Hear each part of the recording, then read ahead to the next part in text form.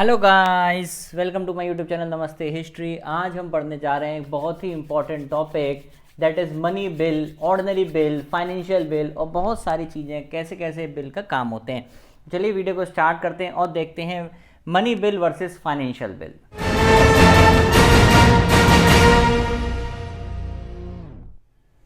अब देखो यहाँ पे हम सबसे पहला हमारा टॉपिक क्या आ रहा है, बहुत ही इंपॉर्टेंट है। लास्ट पीसीएस में ये क्वेश्चन भी आया था।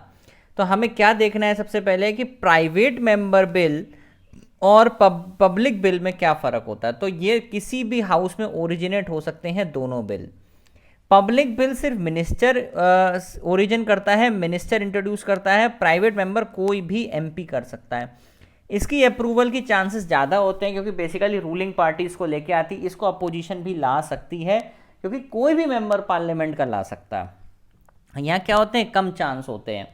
Expression of want of parliamentary confidence in the government and may leads to its resignation. Rejection of the bill implies, अगर बिल रिजेक्ट होगा तो उस कंडीशन में क्या हो सकता है। तो गवर्नमेंट की पोजीशन पे इस पर कोई इफेक्ट नहीं पड़ेगा। ये बहुत इंपॉर्टेंट पॉइंट है कि नोटिस कितने दिन का देना होता है, इससे बहुत क्वेश्चन आता है। तो प्राइवेट मेंबर बिल में 1 मंथ का नोटिस देना होता है। अगर आप प्राइवेट मेंबर हो, मतलब आप कोई रूलिंग पार्टी मिनिस्टर नहीं हो, आप मिनिस्टर नहीं हो और आप अदर पार्टी के मेंबर हो, तो आपको 1 महीने का नोटिस देना पड़ेगा। और पब्लिक में 7 डेज का। अगर आप पब्लिक बिल इंट्रोड्यूस कर रहे हो तो सिर्फ 7 डेज का नोटिस देना है। और अगर आप प्राइवेट मेंबर हो तो आपको 1 महीने पहले नोटिस देना है। ठीक है, ये एक इंपॉर्टेंट डिफरेंस होता है दोनों के अंदर, प्राइवेट और पब्लिक में। बस एक ही डिफरेंस है, देखो ये कंफ्यूज करने वाले पॉइंट है, ये वाला कंफ्यूज करने का पॉइंट है, ये वाला कंफ्यूज करने का पॉइंट है। ये दोनों पॉइंट कंफ्यूज करते हैं। तो हमें क्या याद रखना है, प्राइवेट मेंबर बिल को किसी या चाहे पब्लिक बिल हो किसी भी हाउस में आ सकता है। प्राइवेट मेंबर बिल हो चाहे पब्लिक बिल हो किसी भी हाउस में आ सकता है। पब्लिक बिल में 7 दिन का नोटिस देना है और प्राइवेट मेंबर बिल में 1 महीने का नोटिस देना है। बस यही 2 पॉइंट इसमें इंपॉर्टेंट हैं। ठीक है, अब देखो ड्राफ्टिंग ऑफ द बिल में क्या होगा, member who is introducing it will only drafted, और प्राइवेट मेंबर में कंसर्न डिपार्टमेंट। इससे कोई इतने इंपॉर्टेंट क्वेश्चन नहीं आते। आपका जो क्वेश्चन का पॉइंट बनेगा वो ये 2 बनेंगे, एक तो इंट्रोडक्शन वाला और एक नोटिस वाला। इससे प्राइवेट मेंबर और पब्लिक मेंबर में तो डिफरेंस याद रखना है, चाहे प्राइवेट हो चाहे पब्लिक हो, किसी भी हाउस में ओरिजिनेट होगा। और नोटिस कितने दिन का देना है, प्राइवेट में आपको देना है 1 महीने का, पब्लिक में 7 दिन का। अब प्राइवेट मेंबर बिल का जो फैक्ट्स हमने यहाँ कुछ बताए हैं वो डिस्कस करते हैं। Member of parliament of both the ruling party as well as opposition can introduce a private member bill. ठीक बात है। The private member bill in order to become an act must be pass in both the houses. सही बात है। अगर पास हो जाएगा तो प्रेसिडेंशियल असेंट क्या होगी, मैंडेटरी होगी इसके लिए।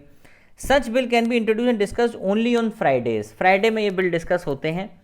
और number of private member bill has been kept to 3 पर सेशन ऑफ द पार्लियामेंट। तो ये 3 बिल ही हमारे हर सेशन में चलेंगे। बजट सेशन, मानसून सेशन और विंटर सेशन में सिर्फ 3 बिल आ सकते हैं। और अब तक हमारे लगभग 14 प्राइवेट मेंबर बिल पास हो चुके हैं। और एक बहुत ही इंपॉर्टेंट पॉइंट जो लास्ट में लिखा है भैया, अकॉर्डिंग टू ट्रेडिशन, पुराने जमाने से देखा आ रहा है, president of India can use is absolute veto. Absolute veto use करेगा और प्राइवेट मेंबर के बिल को खत्म कर देगा। तो ये क्या करेगा, प्रेसिडेंट ऑफ इंडिया क्या करेगा, एब्सोल्यूट वीटो का यूज करेगा और प्राइवेट मेंबर के बिल को क्या करेगा, डिस्कार्ड कर देगा। Very important point. ठीक है, तो प्रेसिडेंट ऑफ इंडिया क्या करेगा, एब्सोल्यूट वीटो का यूज करेगा, एब्सोल्यूट वीटो का यूज करेगा, एब्सोल्यूट वीटो का यूज करेगा और प्राइवेट मेंबर के बिल को रिजेक्ट कर देगा। ये हमको याद रखना है। तो भैया देखो, प्राइवेट मेंबर में 3 चीज़ें याद रखो। प्राइवेट मेंबर पहली बात 1 महीने का नोटिस देगा। दूसरी बात, अब तक सिर्फ 14 ही बिल पास हो चुके हैं अब तक प्राइवेट मेंबर के केस में। हर सेशन में 3 बिल, हर सेशन में 3 बिल और सिर्फ फ्राइडे को किसी भी हाउस में इंट्रोड्यूस हो सकता है। और प्रेसिडेंट इसमें अपनी एब्सोल्यूट वीटो लाके इसको रिजेक्ट भी कर सकता है। इतने पॉइंट इंपॉर्टेंट हैं, ये 6 पॉइंट इंपॉर्टेंट है किसमें, प्राइवेट मेंबर के केस में। किसी भी हाउस में ओरिजिनेट हो सकता है, सिर्फ फ्राइडे को ओरिजिनेट हो सकता है, मैक्सिमम 3 ओरिजिनेट हो चुके हैं, सिर्फ अब 14 दिन का इसमें क्या, 14 अब तक बिल प्राइवेट मेंबर अपने पास हो चुके हैं। ठीक है, और नोटिस का बहुत इंपॉर्टेंट है, 1 महीने का नोटिस देना पड़ता है प्राइवेट मेंबर के केस में। ठीक, याद रहेगा। अब ये तो बहुत ही इंपॉर्टेंट आर्टिकल आ गया, दैट इज आर्टिकल 110। एक मिनट बेटा, आर्टिकल 110 मनी बिल बहुत ही important. Article 110 definition of money bill में देखो भैया 6 पॉइंट गिवन है। इसमें हम क्या याद करेंगे, बस देखो कुछ पॉइंट याद करो। जैसे ये टर्म्स आ जाएंगे, क्या क्या दे रखा है, इम्पोजिशन, एबॉलिशन, रेमिशन, ऑल्ट्रेशन और regulation. Imposition, abolition, रेमिशन, alteration and regulation. तो अगर आप इसको ऐसे ना याद कर पाओ तो IRRA, ठीक है, ये हो गया इम्पोजिशन, ठीक है, ये हो गया रेमिशन, ये हो गया रेगुलेशन, ये हो गया एबॉलिशन, ये हो गया ऑल्ट्रेशन। ये तो हो गई कौन कौन सी टर्म है, imposition, रेमिशन, regulation, abolition and alteration, ठीक है। ये हमें इस तरीके से हमें याद करना पड़ेगा। अब अगर ऑर्डर आ जाए लगाने को तो भैया बहुत आसान है, IARAR हो गया ऑर्डर। इम्पोजिशन, इम्पोज करा और तुरंत हटा दिया, इम्पोजिशन, एबॉलिशन और रेमिशन। अगर इतने याद कर लोगे तो ये वाले तुम अपने आप याद हो जाएंगे, ये ऑल्ट्रेशन और ये रेगुलेशन है। IARAR, imposition, abolition, रेमिशन, alteration and regulation. अब यही टर्म आ जाएंगी तो आप ऑड वन आउट नहीं कर पाओगे। आपको अगर मनी बिल तो पूरा पड़ा यार, वो ऑर्डर भी याद कर लेते हैं। इस टाइप से क्वेश्चन आ जाते हैं, ठीक है। दूसरा क्या आता है, जो भी आप बोरोइंग करते हो पैसे की, वो हमारा मनी बिल में आता है। तीसरा क्या आता है, कंसोलिडेटेड फंड और कंटिजेंसी फंड से जो भी पैसा निकालते हो वो आता है। Appropriation of money out of the consolidated fund of India, declaration of any expenditure to be expenditure incurred on the consolidated fund of India. कोई भी कंसोलिडेटेड फंड ऑफ इंडिया खर्चा सारा किस में आएगा, मनी बिल के अंदर आएगा। और मनी बिल किस आर्टिकल में आता है, आर्टिकल 110। और हमें ऑर्डर याद रखना है, IARAR, imposition, abolition, रेमिशन, alteration and regulation, ठीक है। मनी बिल याद हुआ। अब एक डिफरेंस, ये बहुत इंपॉर्टेंट डिफरेंस है, बहुत ध्यान समझेंगे। मनी बिल का आपको सबसे पहले एक क्वेश्चन आता है कि मनी बिल को सर्टिफाई कौन करता है कि ये मनी बिल है या नहीं है। तो भैया वो स्पीकर है, स्पीकर मनी बिल को सर्टिफाई करता है और ये सिर्फ और सिर्फ लोकसभा में इंट्रोड्यूस होता है। मनी बिल की अथॉरिटी सिर्फ लोकसभा में, राज्यसभा में इसका कोई मतलब नहीं है। इसे मिनिस्टर इंट्रोड्यूस करता है। इधर आप उल्टा चलना, ये याद कर लो। इसमें प्रायर परमिशन चाहिए होती है प्रेसिडेंट की, प्रायर परमिशन चाहिए होती है प्रेसिडेंट की मनी बिल के केस में। मनी बिल के केस में आपको प्रायर परमिशन चाहिए प्रेसिडेंट की। क्या कॉन्स्टिट्यूशन अमेंडमेंट बिल में प्रायर परमिशन चाहिए प्रेसिडेंट की, कमेंट सेक्शन में बताओ। क्या ऑर्डिनरी बिल में चाहिए, नहीं चाहिए। तो भैया सिर्फ और सिर्फ मनी बिल में प्रायर परमिशन चाहिए होती है प्रेसिडेंट की। और हम सबको पता है कि राज्यसभा में का इसमें कोई रोल नहीं है, बस राज्यसभा 14 दिन तक इसको अपने पास रख सकती है और ये लोकसभा की इच्छा है कि वो राज्यसभा की बात माने या ना माने। स्पीकर का सर्टिफिकेशन चाहिए, मैं आपको पहले ही बता चुका हूँ। It requires the certification of speaker.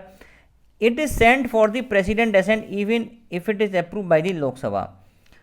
इसमें कोई भी ज्वाइंट सिटिंग नहीं होती है, कोई भी ज्वाइंट सिटिंग नहीं होती है, ठीक है। और लास्ट पॉइंट आप देखो, बहुत इतना इंपॉर्टेंट है कि आप सोच भी नहीं सकते। ये रिजेक्ट हो सकता है, अप्रूव्ड हो सकता है, बट रिटर्न नहीं हो सकता। मनी बिल कभी भी रिटर्न वापस नहीं आएगा, मनी बिल रिटर्न नहीं होगा, ठीक है। मनी बिल रिजेक्ट हो सकता है, अप्रूव हो सकता है, बट रिटर्न कभी नहीं होगा, ठीक है। मनी बिल कभी भी रिटर्न नहीं होगा, ये ध्यान रख लेना, ठीक है। ऐसे क्वेश्चन आ जाते हैं कि मनी बिल को रिटर्न कर सकता है क्या प्रेसिडेंट, नहीं कर सकता, ठीक है।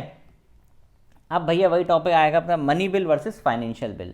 अब देखो, अगर आप यहाँ फोटो देख रहे हो ना, तो फाइनेंशियल बिल 1, फाइनेंशियल बिल 2 और इसी के अंदर आता है मनी बिल, ठीक है। तो एक लाइन बनती है हमेशा, all money bill are financial bill. सभी मनी बिल क्या है, फाइनेंशियल बिल हैं। देखो, सभी मनी बिल क्या है, फाइनेंशियल बिल हैं। All money bill are financial bill but all financial bills are not money bills. अभी देखते हैं कैसे। अब देखो, फाइनेंशियल बिल पढ़ने के लिए हमें एक आर्टिकल और याद रखना होता है, 117, 1171 और 1173, ठीक है। तो फाइनेंशियल बिल हमारे किस में आते हैं, 1171 और 1173 के अंदर आते हैं, ठीक। ये बहुत इंपॉर्टेंट। देखो, फाइनेंशियल बिल 1 जो होता है ना, फाइनेंशियल बिल 1 ये बिल्कुल हमारा मनी बिल की तरह होता है। फाइनेंशियल बिल 1 की बात कर रहे हैं अभी हम, सिर्फ 1। Facts about financial bill 1, it is defined as a bill that contains matter not only related with 110 but also other matter of finances. तो भैया क्या होता है, इसकी क्या क्या सिमिलरिटी है मनी बिल की। 117 की सिमिलरिटी ये है कि ये सबसे पहले लोकसभा में ही इंट्रोड्यूस होता है, it is introduce in Lok Sabha only. और इसमें क्या होगा, प्रायर परमिशन होती है प्रेसिडेंट की। किसकी प्रायर परमिशन होती है, प्रेसिडेंट की। और ये किसकी तरह होता है, ये लोकसभा में ही इंट्रोड्यूस होता है। तो क्या मनी बिल और फाइनेंशियल बिल 1 एक ही है, ऐसा नहीं है। एक ये दो बातों में सेम है कि भैया ये लोकसभा में इंट्रोड्यूस होता है और ये हमारा प्रेसिडेंट के रिकमेंडेशन से होता है। लेकिन जैसे ही लोकसभा में ये पास हो जाता है ना, इंट्रोड्यूस हो जाता है, वैसे ये ऑर्डिनरी बिल बन जाता है। बस ये बात अगर आपको याद रहेगी तो आप सब कुछ कर लोगे। जैसे ही ये लोकसभा में पास हो गया वैसे ही ये ऑर्डिनरी बिल बन जाता है। अब देखो, it can be either rejected और अमेंडेड बाय द राज्यसभा। ये से तो राज्यसभा भी अमेंड, क्योंकि ऑर्डिनरी बिल बन गया। अब ये अब ऑर्डिनरी बिल बन गया, ठीक है।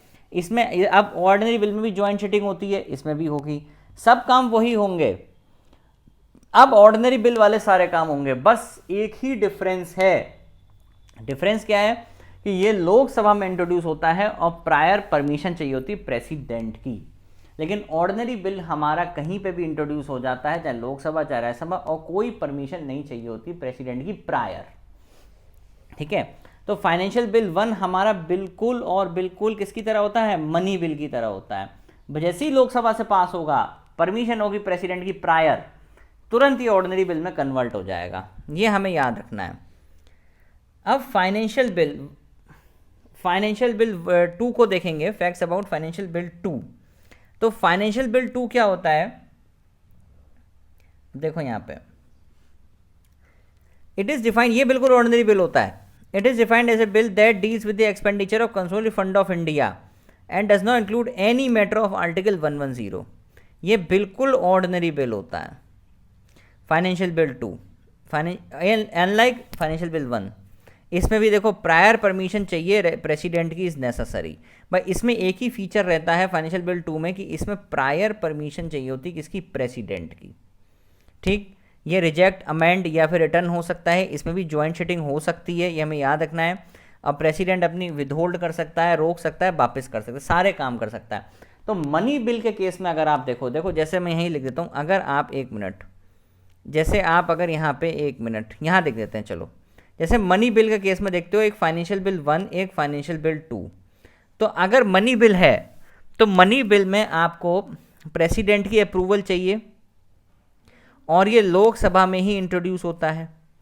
Same as it is financial bill 1 है कि इसमें भी ये लोकसभा में इंट्रोड्यूस होता है और इसमें भी क्या होता है, प्रायर परमिशन चाहिए प्रेसिडेंट की। लेकिन बस इसमें फाइनेंशियल बिल 1 में क्या होता है, जैसे ये लोकसभा से इंट्रोड्यूस हुआ वैसे ये ऑर्डिनरी बिल बन जाता है। फाइनेंशियल बिल 2 में क्या होता है भैया, 2 में ये होता है कि इसमें ये किसी भी हाउस में ओरिजिनेट हो सकता है, लेकिन इसमें बस एक ही चीज़ रह जाती है कि इसमें भी प्रायर परमिशन प्रेसिडेंट की चाहिए होती है। तो अगर एक पॉइंट देखो ना आप, तो ये तीनों में कॉमन है कि prior permission of president in money bill, financial bill 1, financial bill 2, तीनों में हमें क्या चाहिए, उसकी परमिशन चाहिए प्रेसिडेंट की। लेकिन मनी बिल खाली लोकसभा में, फाइनेंशियल बिल 1 खाली लोकसभा में, लेकिन जब वो लोकसभा से पास हो गया तो वो क्या बन जाएगा, ऑर्डिनरी बिल बन जाएगा। ऑर्डिनरी बिल बनकर राज्यसभा को वही पावर आ जाएगी जो ऑर्डिनरी बिल के केस में होती है। और फाइनेंशियल बिल 2 तो पूरा ही ऑर्डिनरी बिल है, बस उसमें क्या है कि वो उसमें प्रेसिडेंट की प्रायर परमिशन चाहिए होती है। यही सारे डिफरेंस यहाँ पे लिखे हुए हैं, आप देखना चाहो तो देख लो। आर्टिकल 110 है, आर्टिकल 1171 और 1172 यहाँ गिवन है, ये देखो आप। और ये हमारा मनी बिल वगैरह से डील करता है, ये सारे खर्चों वगैरह से डील करता है। Introduce in Lok Sabha only, bill under 1171 can be introduce in Lok Sabha only, लेकिन 1173 किसी भी हाउस में ओरिजिनेट हो सकता है, ये हमें ध्यान रखना है, ठीक।